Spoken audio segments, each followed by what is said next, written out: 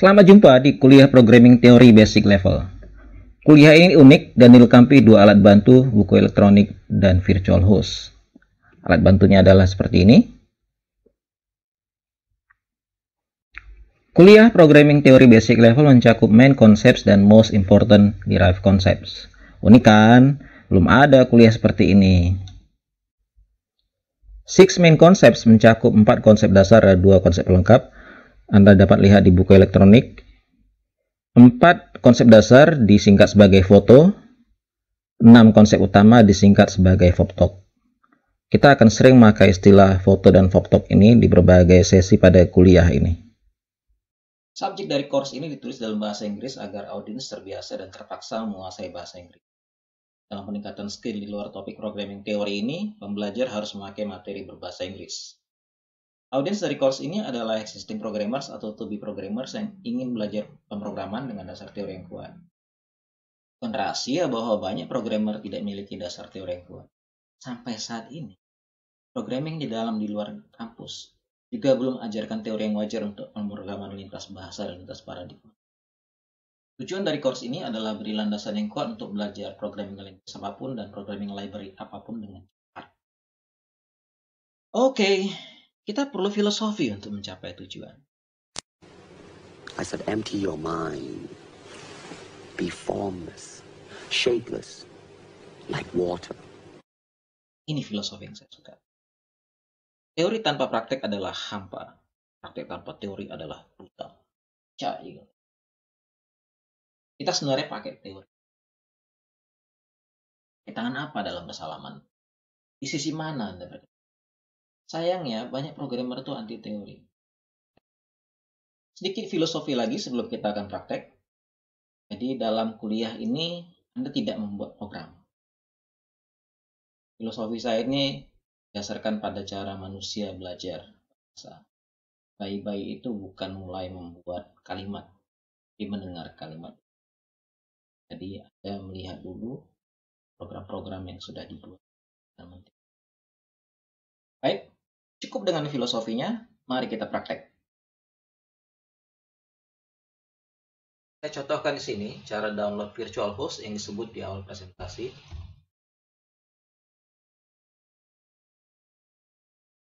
Download semua.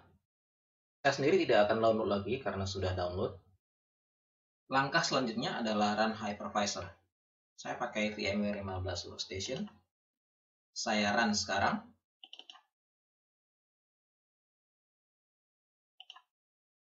Ada entry Ubuntu. Silahkan googling cara open virtual host di hypervisor. Saya run virtual host Ubuntu.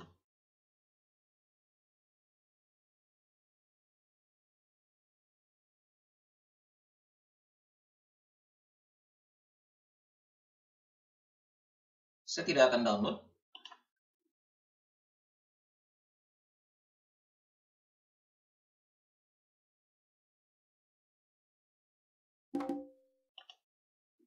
Username adalah Nusa.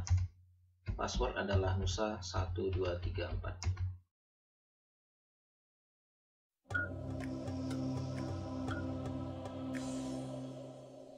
Yuk, up and running. Download buku elektronik ke virtual host. Saya sudah di folder dokumen. Silahkan googling cara copy paste ke virtual host.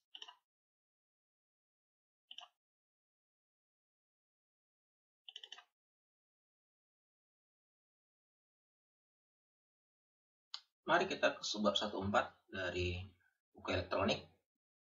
Disebutkan mengenai menu programming dan item menu Fotonusa IPT. Kita cek, benar ada, dan mari kita jalankan.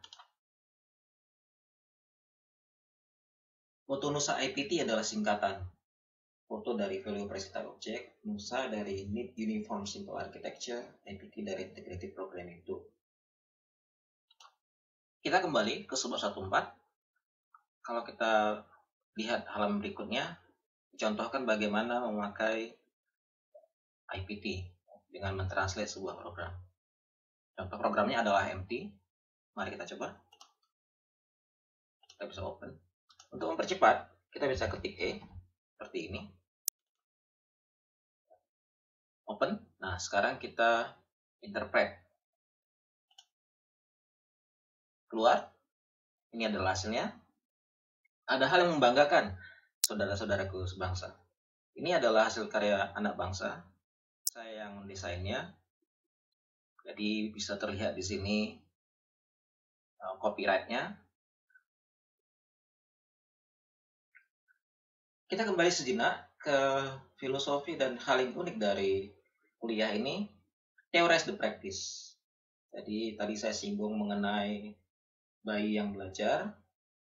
Ini adalah pendekatan yang mengambil filosofi yang demikian. Jadi Anda saya anggap sebagai first time programmer.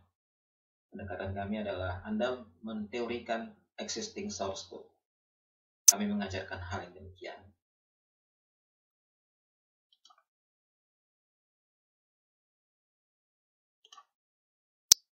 Nah, untuk itu kita akan ke sebab 16, memakai program simple. Kita buka dulu. DS. Ini dia program simple. Kita interpret. Bisa, tidak keluar apa-apa, no problem. Kita teorikan program simple ini. Nah, jadi kita fokus ke 4 simbol seperti yang tertera di sini. Nah, simak bahwa saya memakai kata simbol, bukan keyword. Integer mungkin dianggap sebagai keyword, tapi A, colon equal, dan 1 tidak akan dianggap keyword. Simbol adalah istilah yang lebih umum, dan sebenarnya banyak error message akan memakai kata simbol.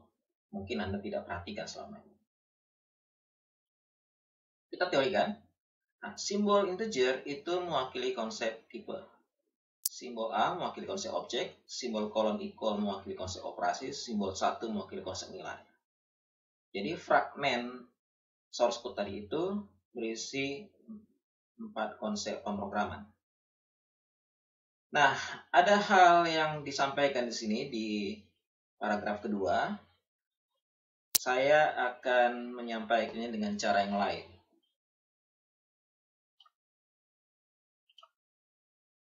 Nah, saya pernah sebut tadi mengenai kemampuan untuk mempelajari bahasa pemrograman lain dengan cepat. Kemampuan tersebut adalah memetakan simbol ke konsep yang diwakili. Ini saya beri contoh simbol dan konsep yang diwakili. Ada keterkaitannya. Nah, saya sendiri dan orang-orang yang pernah saya ajar dibiasakan untuk memetakan simbol ke konsep yang diwakili. Kalau itu Anda latih, maka Anda akan cepat belajar bahasa pemrograman apapun. Dengan demikian, kita sampai ke penghujung bab 1. Jadi bab 1 ini mengenalkan 4 konsep dasar. Untuk selanjutnya kita akan masuk ke bab 2. Bab 2 jelaskan 2 konsep lengkap dan 1 konsep turunan. Nah, kita mulai dari konsep pelengkap pertama. Konsep pelengkap pertama adalah punktuator. Contoh simbol-simbol menjadi punktuator tertera di situ. Punktuator ini di banyak bahasa pemrograman lain disebut delimiter. Saya lebih suka menyebutnya punktuator. Jadi dia mempunctuate sesuatu. Punktuator juga istilah yang sama untuk dipakai untuk menjelaskan tanda baca di berbagai bahasa alami. Jadi punktuator sebenarnya tanda baca. Dan itu juga sebenarnya perannya di bahasa pemrograman. Konsep pelengkap yang kedua adalah qualifier. Qualifier ini disebut di banyak bahasa pemrograman lain sebagai modifier. Kita akan praktek dulu sebelum kita kembali ke contohnya.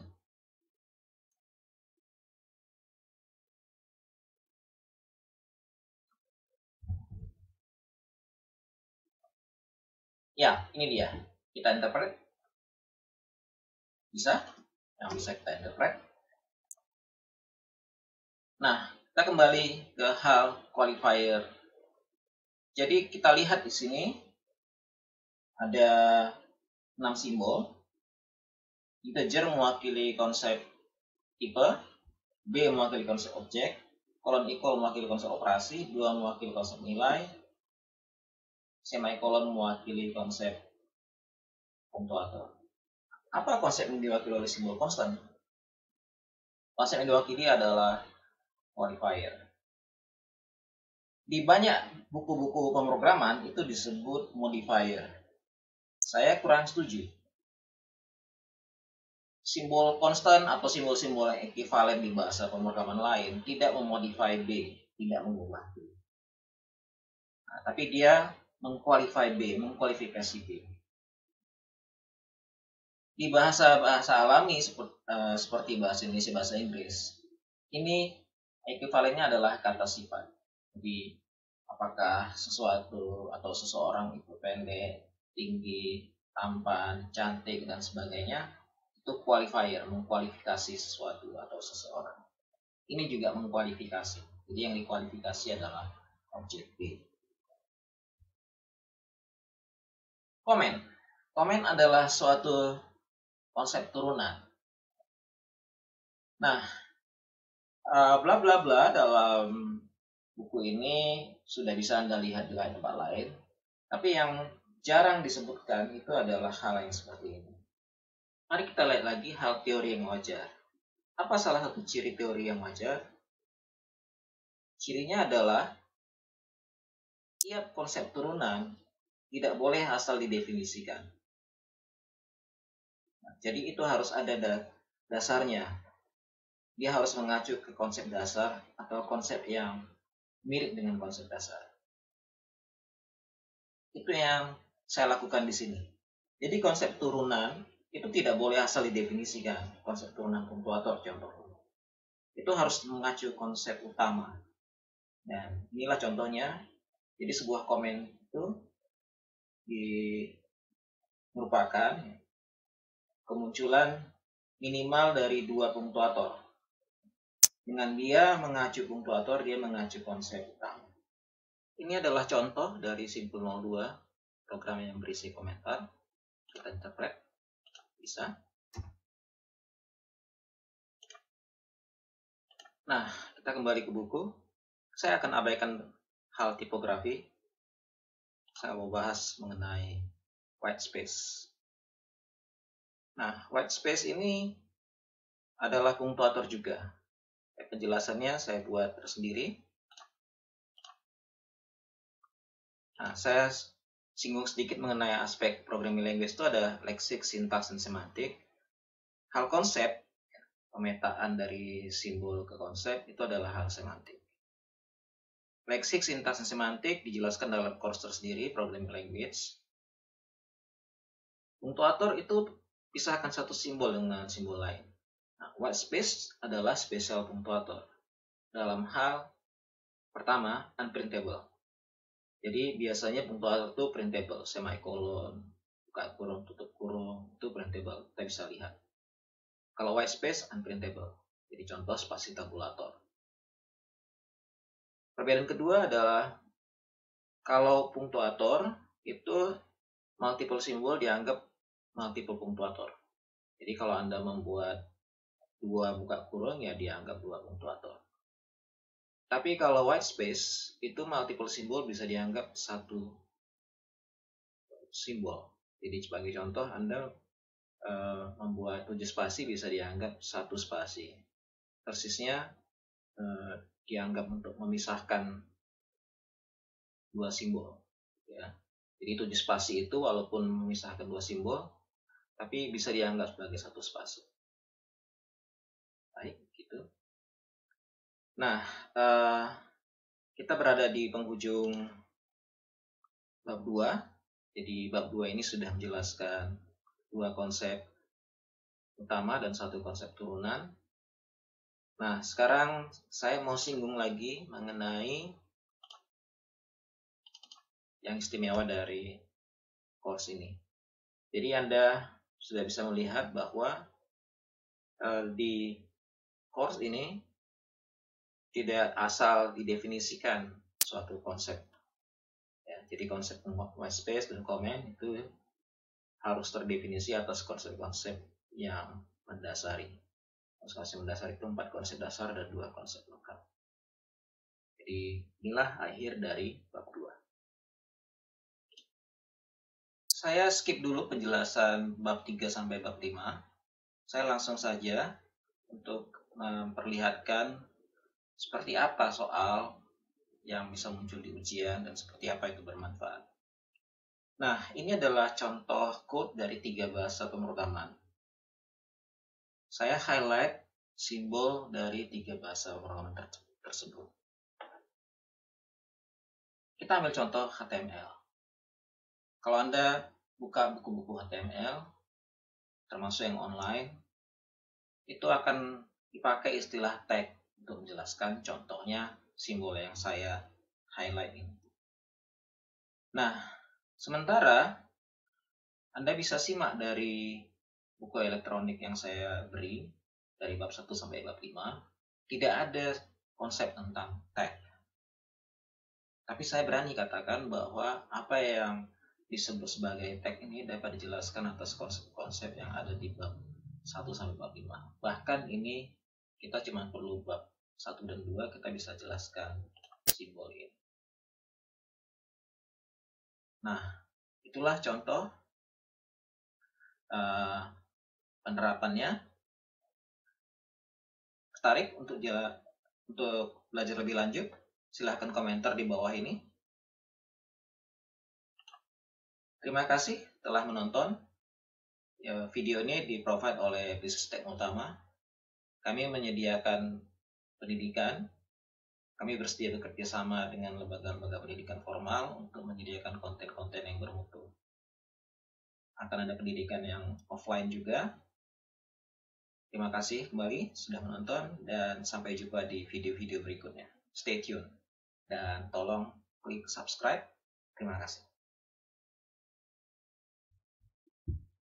Guys, video ini adalah lanjutan dari video sebelumnya.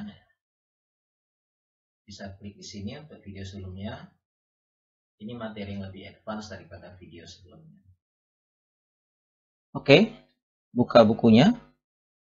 Bab 3. Bab 3 ini membahas objek kategori, object declaration, object definition.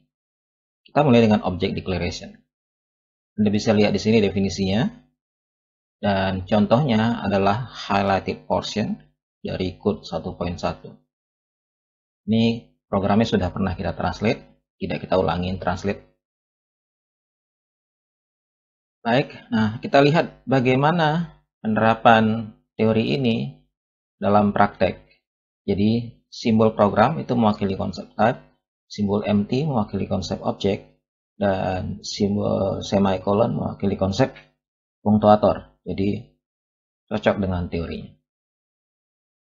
Nah, kalau kita lihat berbagai kode, kalau kita lihat source code dari berbagai programming language, maka akan terlihat polanya. Jadi polanya seperti yang sudah diteorikan.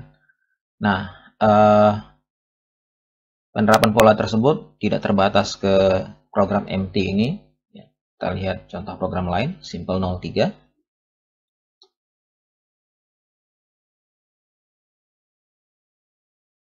Oke, bisa ditranslate. Nah, jadi ini juga merupakan object declaration, menganut pola yang sama dengan ini. Ada type-nya, ada objeknya, ada punktuator. Oke, terlihat ya? Kita lanjut. Lalu ada yang disebut ya, object definition. Ini adalah konsep turunan kedua yang kita bahas. Ia mirip dengan object declaration, bedanya adalah adanya operasi assign dan ada nilai yang di-assign. Nah, object definition tidak terlihat pada source code ini. Kita scroll dulu untuk lihat program yang menggambarkannya. Oke. Kita buka lagi program yang sebenarnya kita sudah pernah lihat, simple 01. Kita interpret, betul bisa. Nah, jadi masing-masing baris itu mewakili konsep object definition, bukan object declaration. Nah, kalau yang pertama itu berisi type, object, operation, value. Kalau yang kedua, type, qualifier, object, operation, value. Nah, jadi ada sedikit beda, tapi yang juga ada adalah kesamaan. Jadi sama-sama ada assignment nilai. Demikian ya untuk konsep turunan pertama dan kedua pada sesi ini. Bukan berarti hanya keduanya yang kita bahas pada sesi ini. Nah, saya tidak akan bahas variasi dari object declaration, ya, tidak bahas mendalam, ada di buku, silahkan dilihat. Lalu ini object declaration yang lebih rumit, di mana type lebih dari satu dan object lebih dari satu declaration. Nah, berbagai bahasa pemrograman memungkinkan ini juga. Seperti halnya HTML, memungkinkan hal ini. Nah, object definition juga punya varian. Jadi pada suatu object definition yang di-define bisa lebih dari satu objek. Jadi bedakan antara object definition dengan define object, dengan objek yang didefinisikan. Satu object definition bisa berisi lebih dari satu define object. Pada contoh ini, satu object definition ini berisi dua objek yang di-define. Mari kita buka.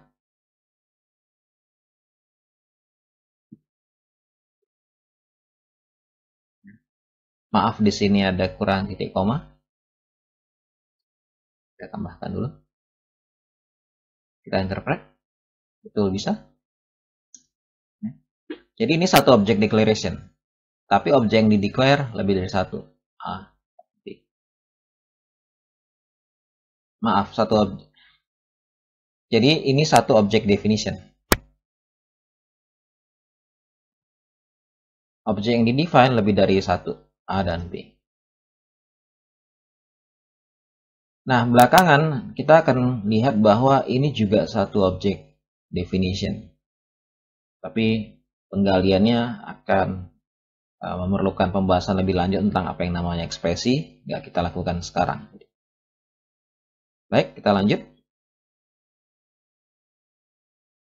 Nah, yang menarik itu adalah pada suatu baris source code bisa saja ada object declaration, ada object definition. Ini contohnya ya.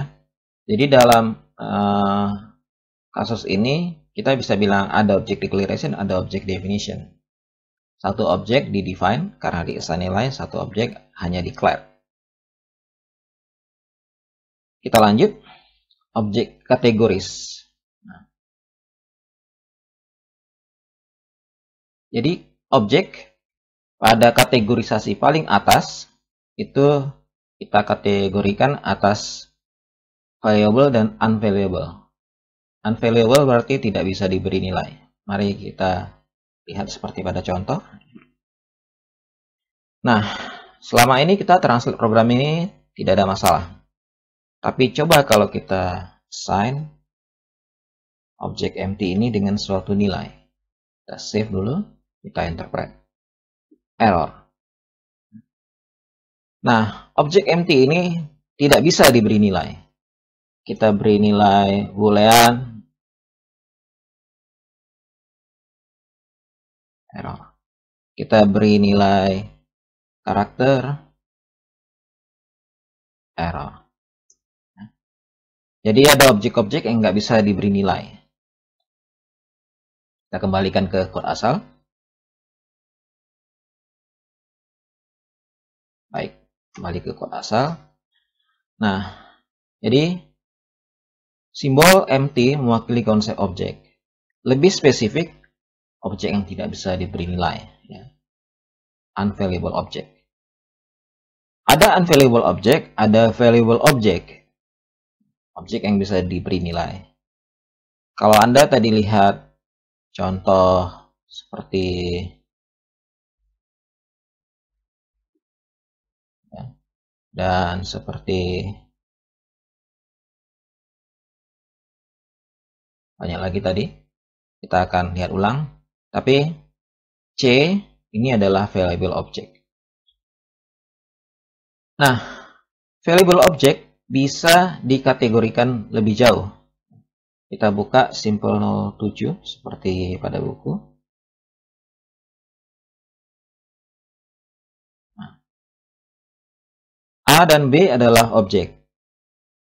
Sedikit lebih spesifik, A dan B adalah valuable object, objek yang bisa diberi nilai. Lebih spesifik lagi, A adalah variable, B adalah constant. Kita interpret error, karena memang tidak bisa diberi nilai lagi. Objek B adalah valuable object, tapi tidak bisa diberi nilai berkali-kali. Konstanta hanya sekali boleh diberi nilai. Nah, mari kita lihat pendefinisian dari konstanta dan variabel.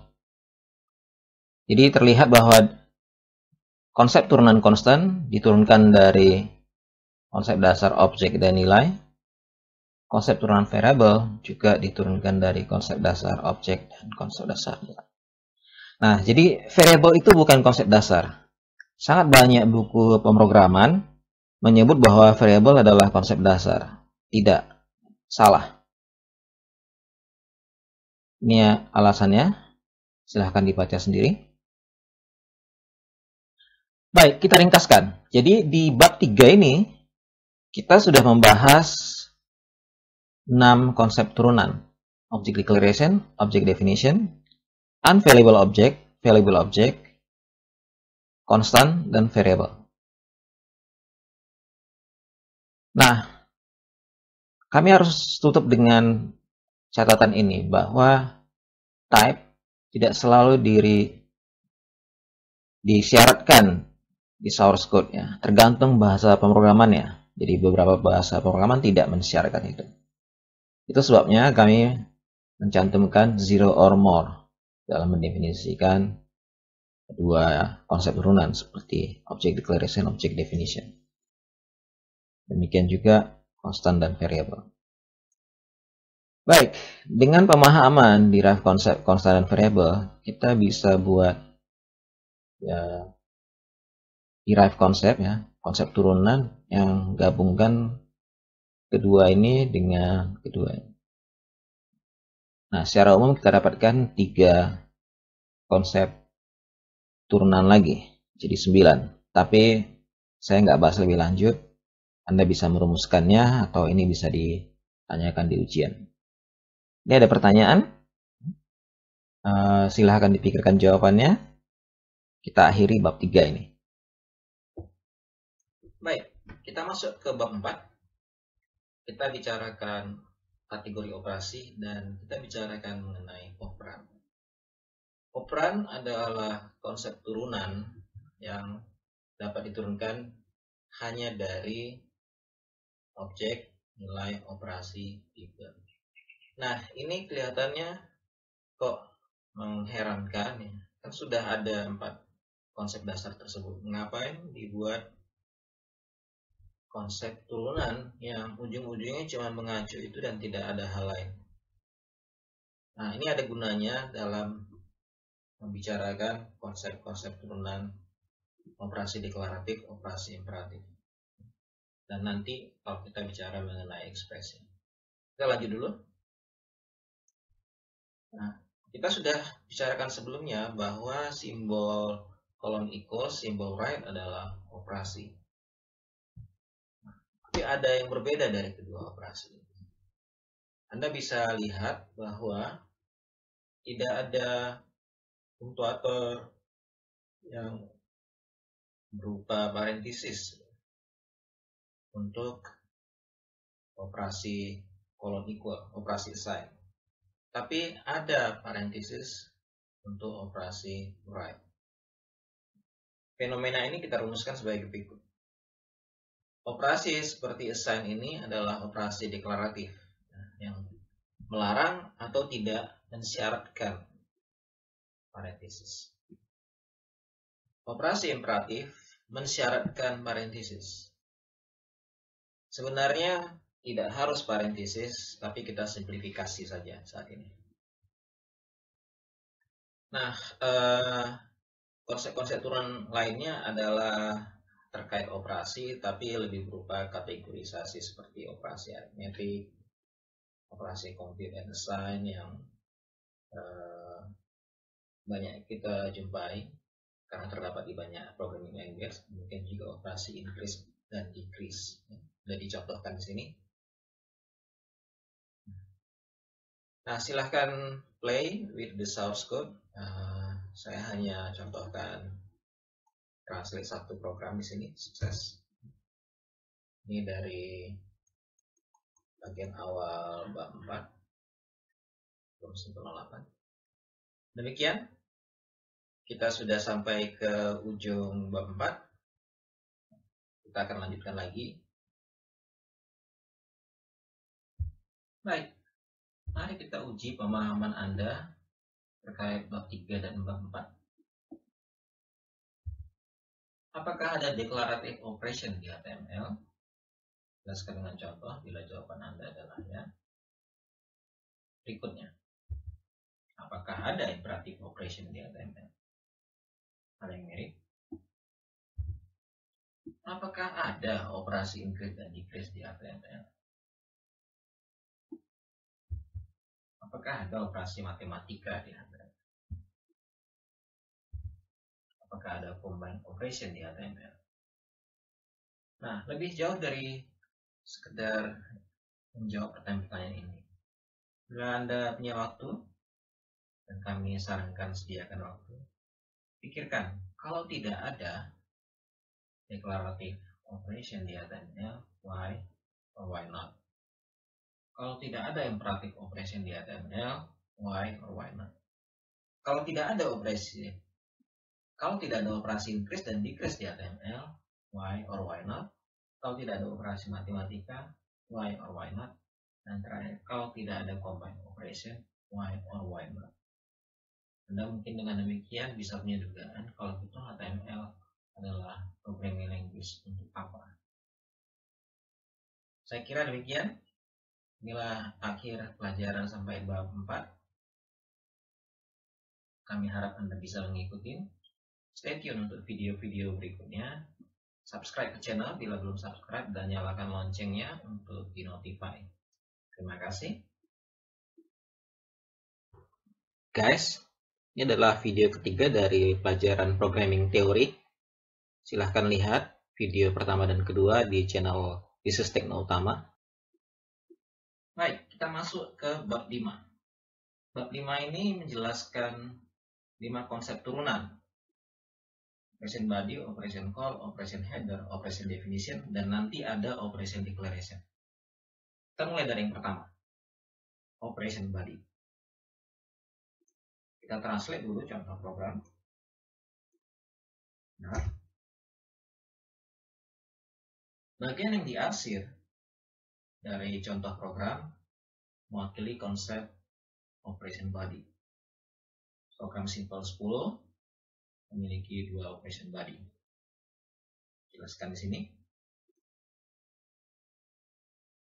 Kita masuk konsep turunan kedua, operation call. Nah, saya akan bahas hal yang menarik di sini. Mari kita lihat baik-baik. Simbol yang terdiri dari 2 karakter ini, simbol colon equal, mewakili konsep operasi. Saya ulang, mewakili konsep utama, yakni operasi. Demikian juga simbol plus, simbol operation 2. Itu mewakili konsep operasi. Satu simbol. Nah, simak di sini bahwa yang saya arsir tidak 1 simbol, tapi 3 simbol. Kumpulan 3 simbol ini mewakili konsep turunan, bukan konsep utama. Konsep turunan yang diwakili adalah operation call. Hal yang sama berlaku untuk ini. Mari kita lihat yang berikutnya. Ini saya highlight terdiri dari 3 simbol, bukan satu simbol. Ada simbol operation 2, simbol opening parenthesis, simbol closing parenthesis. Kombinasi ketiga simbol ini bukan mewakili konsep utama. Kombinasi ketiga simbol ini mewakili konsep turunan, yakni operation call. Terlihat? Nah, sebelum kita masuk bagaimana operation call ini bisa menjelaskan dengan lebih baik declarative operation dan imperative operation, mari kita lihat dulu kaitan operation call ini dengan operan. Pada bab 4 disinggung mengenai konsep operan yang terlihat kok tidak ada gunanya. Dengan melihat ejawantahan konsep operation call, kita bisa melihat gunanya konsep operan. Jadi pada operation call ini, simbol-simbol seperti ini itu adalah operan. Nah, mari kita lihat lebih jauh, terutama pada yang ini. Kita bisa katakan, oh iya, simbol A mewakili konsep objek, simbol 1 mewakili konsep nilai. Tapi itu kurang menolong dalam menjelaskan lebih jauh, atau menjelaskan lebih mudah persisnya, dalam menjelaskan lebih mudah mengenai operation call ini. Cara lebih mudah adalah memakai istilah lebih umum. Simak cara saya jelaskan. Oh, dalam operation call ini ada operan A dan 1. Itu cara penjelasan yang lebih umum. Jadi daripada menjelaskannya terlalu spesifik, oh dalam operation call yang ini ada objek A dan nilai 1. Itu terlalu spesifik penjelasannya. Dalam beberapa kasus kurang diminati cara penjelasan seperti itu. Jadi konsep operan mempermudah kita menjelaskan dengan cara yang lebih umum. Contoh lain, lihat di sini operation call. Ya. Nah, lihat bahwa tidak ada operannya. Konsep operan memudahkan kita menyatakan bahwa oh, operation call seperti ini tidak ada operannya. Jadi lebih mudah menjelaskan. Semoga bisa dipahami. Mari kita maju lebih jauh.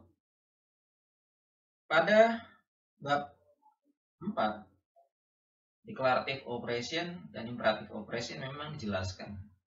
Tapi saya bisa pahami kenapa itu bisa kurang jelas waktu di bab 4. Nah, pada bab ini, bab 5, persisnya subbab 52, diberi alternatif yang lebih baik untuk menjelaskan declarative operation dan imperative operation.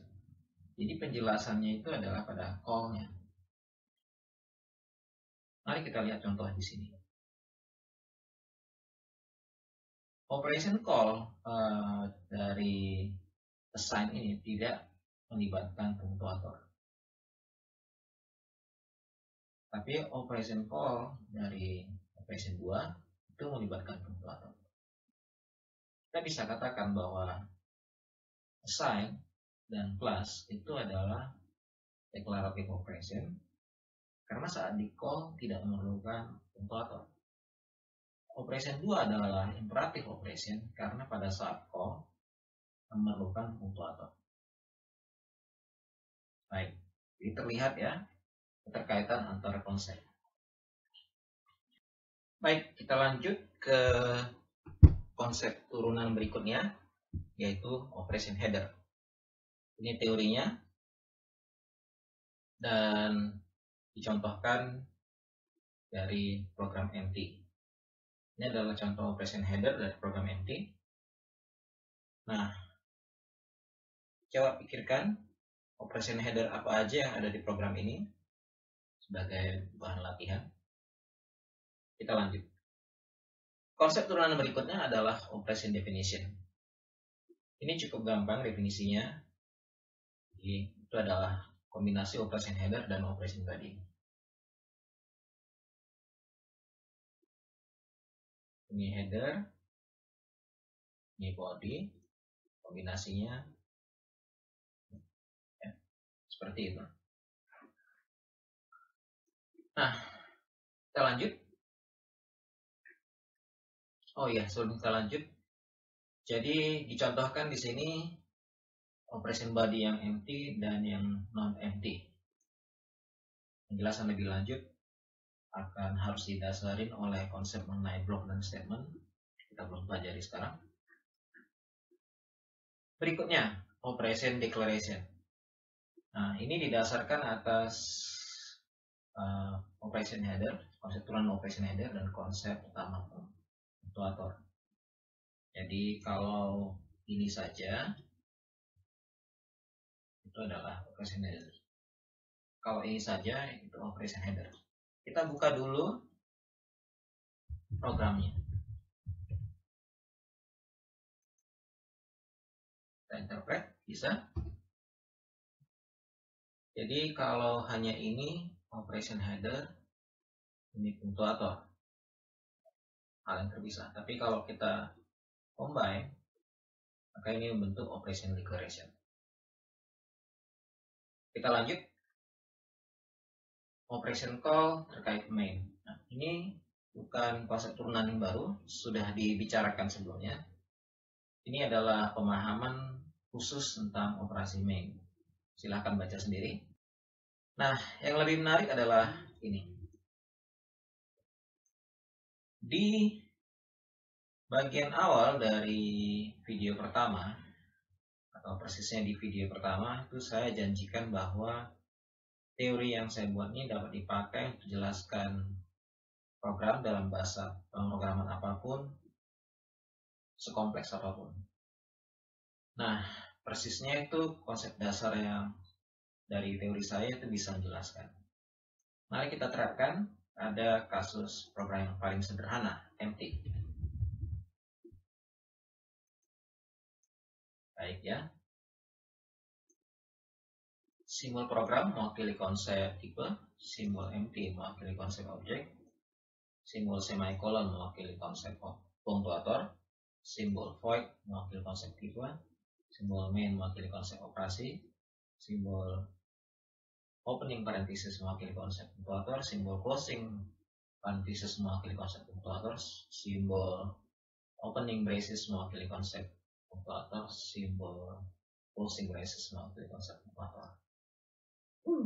Jadi terbukti program bisa dijelaskan dengan teori yang saya buat.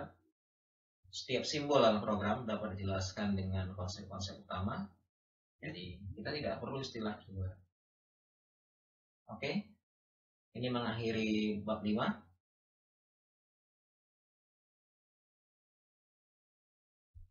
Baik, mari kita masuk bab 6. Bab 6 membicarakan dua konsep turunan, procedure dan function. Procedure adalah operasi yang tidak mengembalikan nilai. Istilah dalam bahasa Inggris yang lebih bagus sih. Dirumuskan seperti ini. Lihat bahwa konsep turunan ini diturunkan atas 3 konsep dasar, tipe, nilai, dan operasi. Contoh terbaik dari procedure adalah procedure main. Ini procedure definition-nya. Function, konsep turunan kedua pada bab ini. Konsep turunan ini didasarkan atas konsep dasar tipe nilai operasi juga. Definisinya seperti ini. Nah, ini adalah contoh function definition. Kita buka contoh programnya.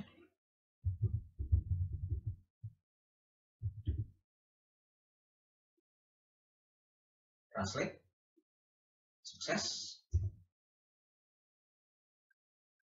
Nah, selanjutnya ini bukan sebuah konsep turunan, tapi penggabungan dari beberapa konsep turunan, persisnya penggabungan operasi assign, konsep nilai, dan konsep function call atau procedure call.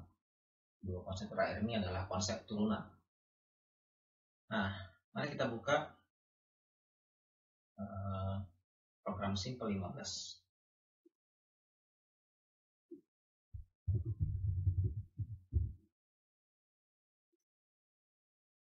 Baik, kita translate. Ya, ini contoh yang error dan memang kami sengaja demikian. Kombinasi tiga konsep ini membentuk procedure call, istilah yang lebih spesifik daripada operation call. Nah, ini tidak ada value-nya, jadi tidak ada yang bisa di-assign. Penjelasannya. Kita lanjutkan ke procedure simple 16.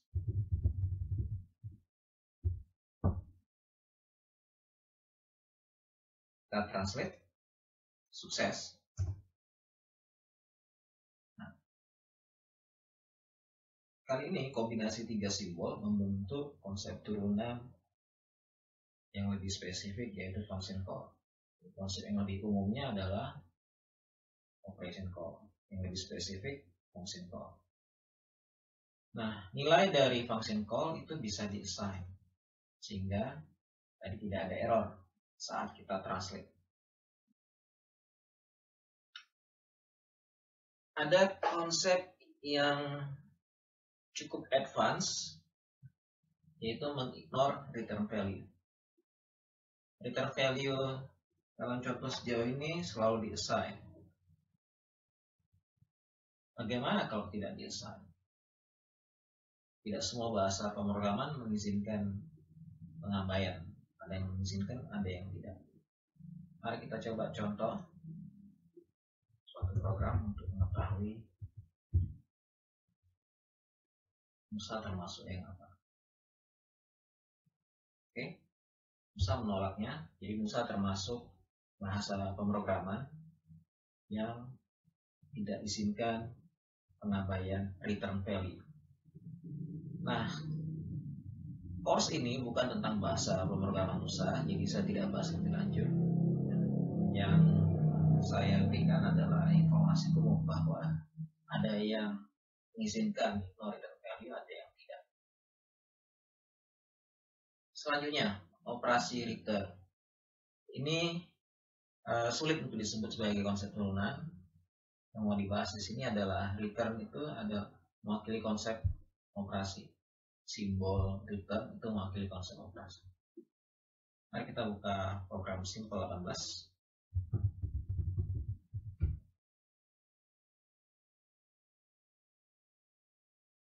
Ya, bisa.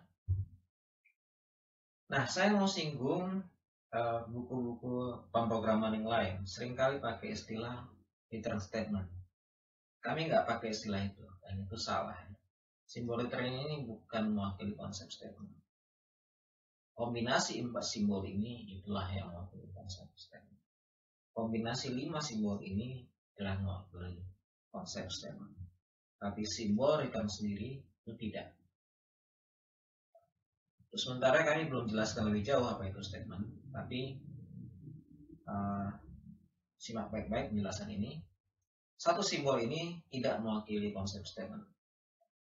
Supaya Anda paham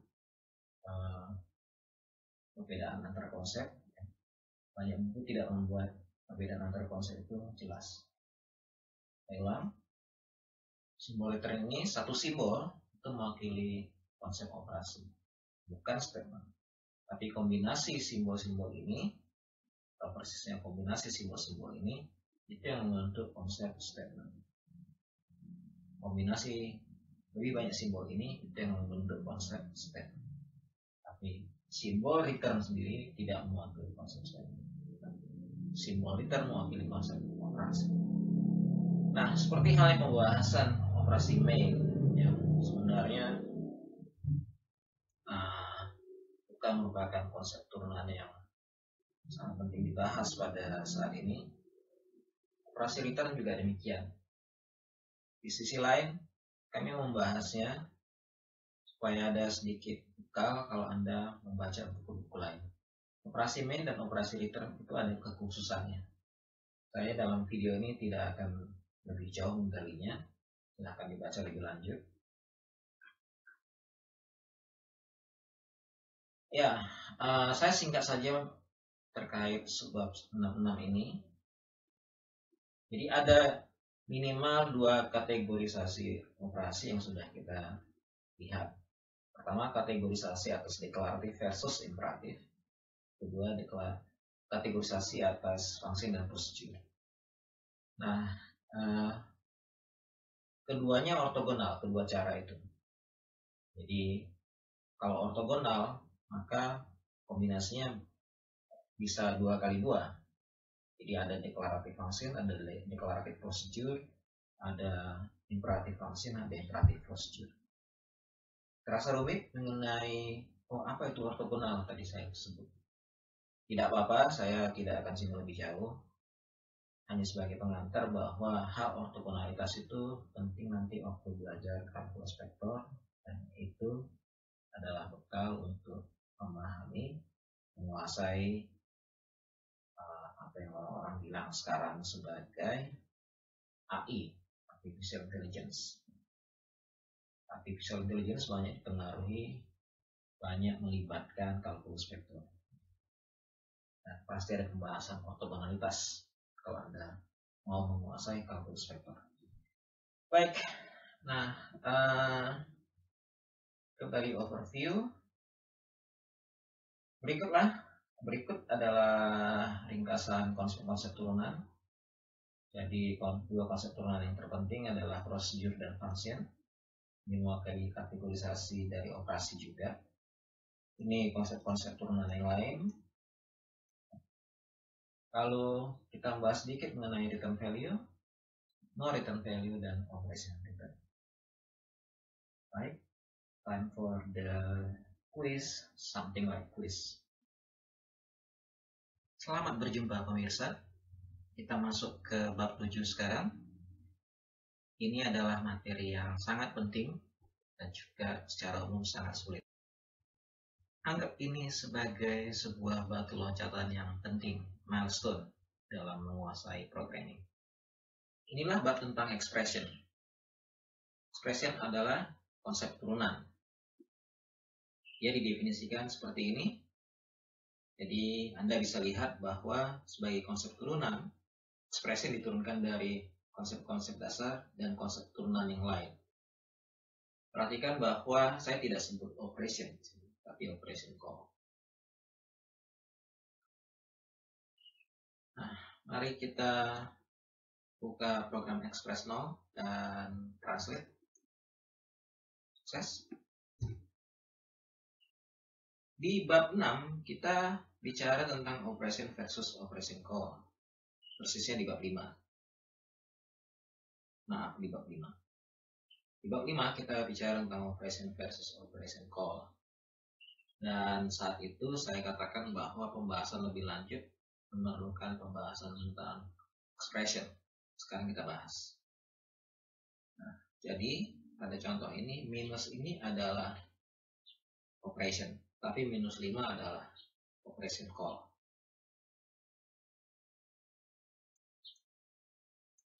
Seperti Anda bisa lihat sekarang. Jadi ini sesuai dengan pembahasan saat di bab 5. Ini contoh penerapan, dan ini penteorikan. Ini contoh penerapan, dan ini penteorian terhadap penerapannya. Penteorian terhadap praktek, penteorian terhadap source code. Nah, expression bisa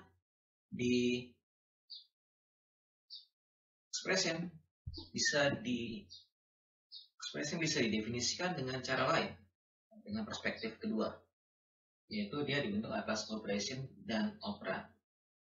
Nah, tabel yang sebelumnya ditulis ulang dengan tabel ini. Anda bisa simak bahwa semua tadi yang sebut objek, value, operation call, sekarang menjadi operan. Nah, jadi kita bisa generalisasi apa yang membentuk expression.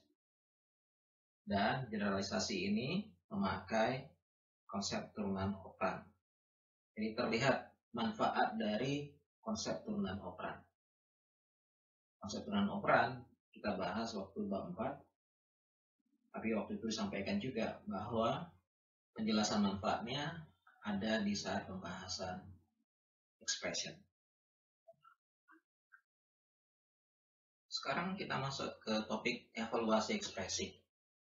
Sebelumnya saya telah tunjukkan bahwa konsep ekspresi itu adalah konsep umum. Jadi teori pemrograman yang orang-orang lain buat itu pun mengandung ekspresi. Hal yang sama berlaku untuk evaluasi ekspresi. Itu konsep yang umum juga, dan implementasinya juga umum dengan memakai suatu istilah, suatu simbol yang sayangnya dipersingkat, yaitu eval. Mari kita lihat contohnya. Jadi ini hasil search dari Google. Anda bisa lihat bahwa eval itu tersedia di banyak bahasa pemrograman. Untuk apa? Untuk evaluasi ekspresi.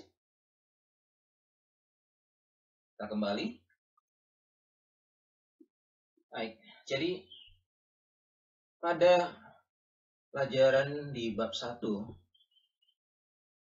kita lihat bahwa yang desain itu adalah nilai. Tapi program Express 0 dan Express 1 itu memperlihatkan bahwa yang di-assign itu kok terlihat bukan nilai. Anehnya tidak ada error. Nah, betul, disinilah pentingnya pemahaman konsep ekspresi. Saya sebelumnya waktu memperlihatkan mengenai di bab 6 yang ada contoh statement seperti ini juga, itu saya katakan bahwa kita akan memperlihatkan hal itu, kita akan mengkaji lebih dalam saat membahas konsep ekspresi. Persisnya waktu membicarakan operation call. Jadi plus adalah operation, tapi B plus C adalah operation call. Itu saya sampaikan waktu membahas bab 5. Nah, sekarang kita kaitkan itu dengan teori sebelumnya bahwa yang di-assign adalah value. Jadi, apakah salah teorinya bahwa yang di-assign adalah value? Enggak, benar. Jadi teori itu benar. Kalau gitu, apa yang terjadi dengan ini sementara ini bukan nilai? Nah, disinilah pentingnya konsep evaluasi ekspresi. Jadi evaluasi ekspresi bisa menghasilkan nilai. Ini ekspresi. Operation call, ini kan operation, ini operation call. Operation call itu membentuk ekspresi. Itu sudah disampaikan sebelumnya. Nah, ekspresi itu bisa dievaluasi dan hasil evaluasinya bisa menghasilkan nilai. Katakan kita ambil kasus di mana betul evaluasinya menghasilkan nilai. Maka nilai itu yang di-assign. Jadi, ini dievaluasi menghasilkan nilai, nilainya di-assign. Jadi, benar bahwa yang di-assign adalah nilai. Teori itu sama sekali tidak salah. Nah, mari kita lihat Express 1. Ini mirip Express 0. Kita buka dulu Express 0. Ini.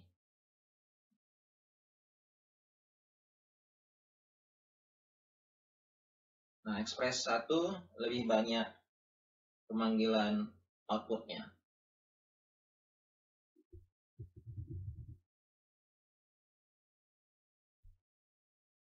Banyaknya pemanggilan output ini bertujuan untuk menyampaikan bahwa ekspresi betul dievaluasi dan bisa menghasilkan nilai.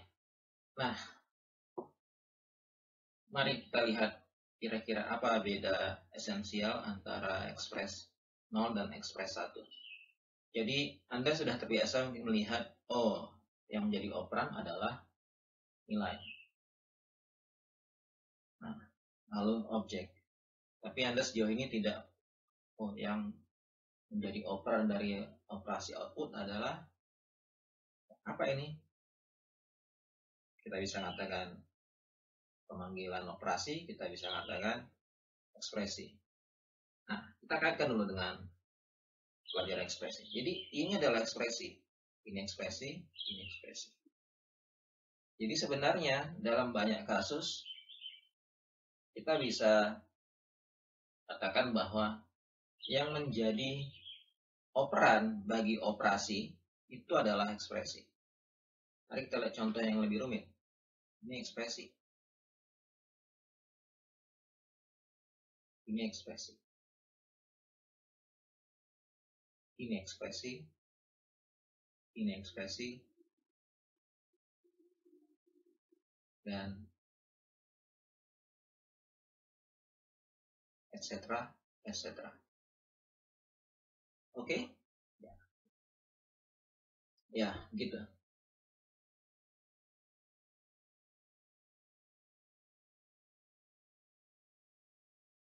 Apa yang di-output oleh write line? Value. Kaitannya dengan topik kita, ya. Semua ekspresi ini akan dievaluasi. Hasilnya value itu yang di-output. Write line ini tidak menampilkan di screen kita, buka kurung tutup kurung, bukan seperti itu. Yang ditampilkan nilai dari function call terhadap A. Persisnya return value, ya. Value tapi persisnya return value dari function call A. Oke, saya harap jelas. Kalau belum jelas, tolong di repeat, ya, tolong diulang pelajaran ini. Mari kita interpret express 1. Oke, seperti itu, ya. Kita lanjut.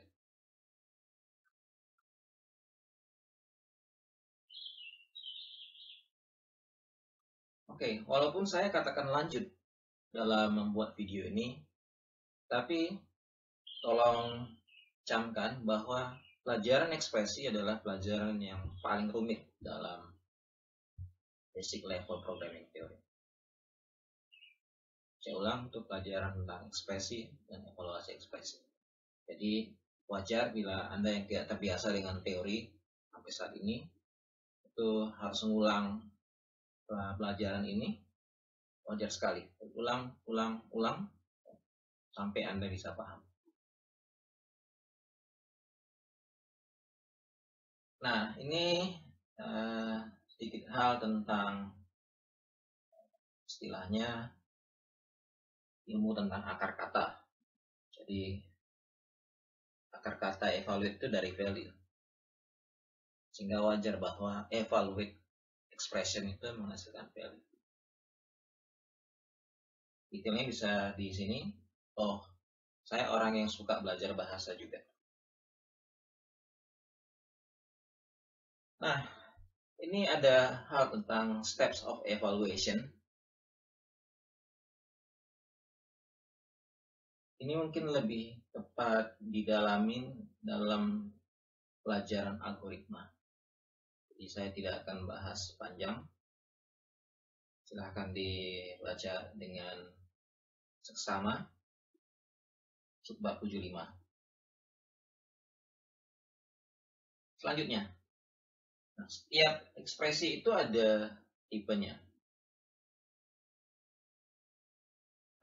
Pada salah satu slide di awal video ini, saya tampilkan mengenai expression is of wrong type. Jadi ekspresi itu ada tipenya. Mari kita lihat. Jadi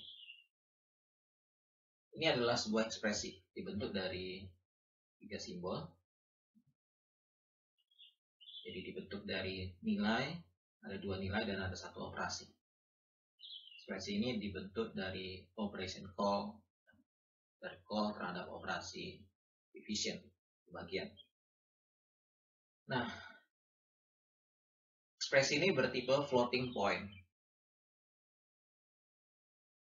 Saya harus katakan juga anehnya di beberapa bahasa pemrograman, ekspresi ini tidak dianggap bertipe floating point, tapi dianggap bertipe integer. Anyway, kita abaikan dulu hal tersebut. Itu hal yang agak khusus. Kita ke kasus umum bahwa ini adalah ekspresi bertipe floating point. Nah, mari kita translate. Saya akan pakai yang ini saja supaya Anda bisa lihat bahwa ada error. Di sini ada kata type. Nah, mari kita simak. Ekspresi ini bertipe floating point. Objek ini bertipe integer. Sumber dari assignment bertipe floating point. Target dari assignment bertipe integer. Nggak compatible. Itu penyebab errornya.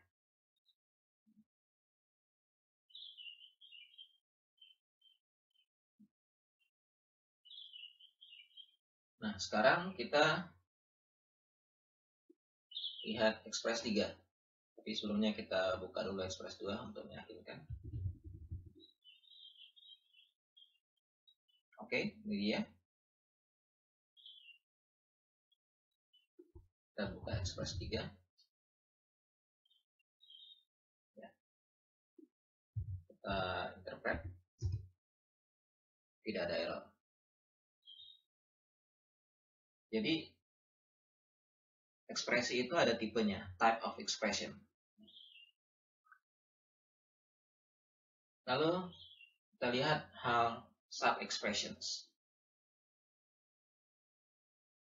Nah, di buku itu dikatakan contoh bahwa ekspresi C-5 memiliki 2 sub-expression, C dan 5. Ini, ekspresi ini memiliki 2 sub-expression. Sub-expression 1, sub-expression 2. Oke, kita lanjut.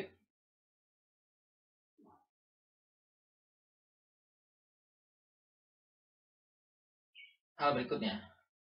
Tipe dari expression bisa berbeda dari tipe sub-expression. Ini sangat diilustrasikan oleh contoh ini. Jadi, ngacu hal sebelumnya, expression 1 divide 2 ini terdiri dari 2 sub-expression, 1 dan 2. Tiap sub-expression, 1 dan 2 ini bertipe integer.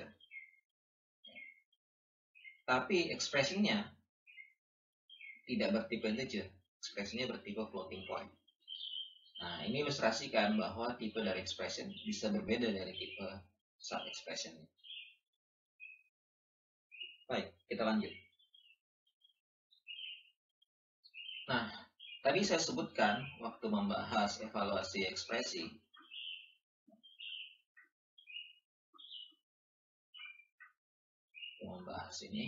bahwa evaluasi ekspresi bisa menghasilkan nilai. Bisa, belum tentu menghasilkan nilai. Dalam kasus apa evaluasi ekspresi tidak menghasilkan nilai? Mari kita lihat. Oke, sebelum kita ke sana, mari kita lihat bab 6 untuk dapat contoh pemanggilan procedure.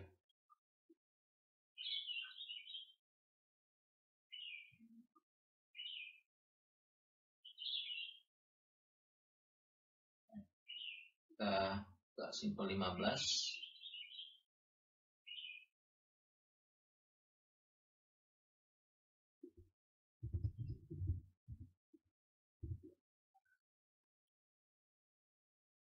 Nah, simpel 15 kita buka, kita kembali ke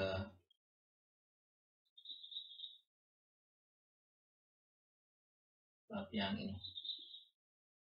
Nah, ini membentuk ekspresi. operation call itu membentuk ekspresi. Ini operation call. Apakah dievaluasi? Ya, dievaluasi.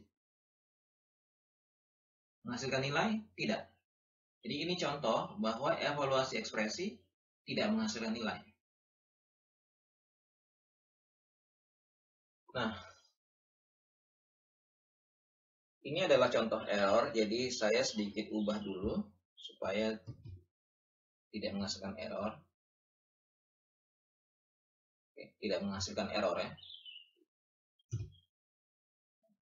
Jadi ini adalah ekspresi, dievaluasi tidak menghasilkan nilai. Sah? Ya bisa sah. Dan dalam kasus ini sah. Oke, saya kembalikan.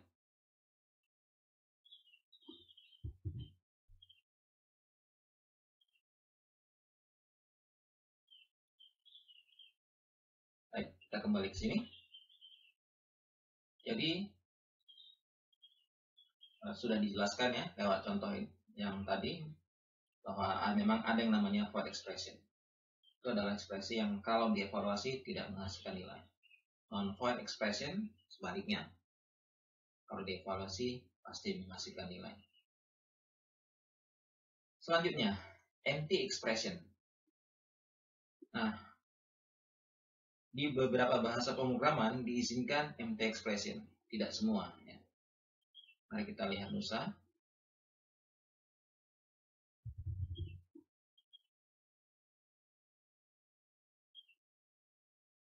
Tidak ada error, Nusa termasuk yang mengizinkan. Sebagai catatan, Oracle PL SQL termasuk yang tidak mengizinkan. Anda bisa lihat di sini tidak ada apa-apa, ya. Jadi kosong. Nah, lalu saya berikan pengantar mengenai sesuatu hal yang rumit terkait expression. Jadi ada non-type expression, ada type expression. Kita akan lihat nanti mengenai type expression. Paling untuk saat ini yang saya bisa sampaikan adalah semua yang kita lihat sejauh ini adalah non-type expression. Oke, jadi bab ini kita akhiri. Bab ini membahas ekspresi dari dua perspektif. Perspektif pertama adalah bahwa dia dibentuk oleh value, operation call, type, object, dan kombinasinya. Ekspresi bisa dievaluasi dan harus dievaluasi. Ekspresi bisa kita kategorikan atas void dan non-void. Saya tidak kategorikan dulu atas type versus non-type. Lalu kita bisa kategorikan atas empty dan non-empty. Lumayan rumit? Ya, memang. Tapi inilah jadi salah satu bahan uji apakah seseorang mampu berpikir konseptual tentang programming. Ini seperti milestone pertamanya, batu uji pertamanya. Baik, kita lanjut ke bab 8.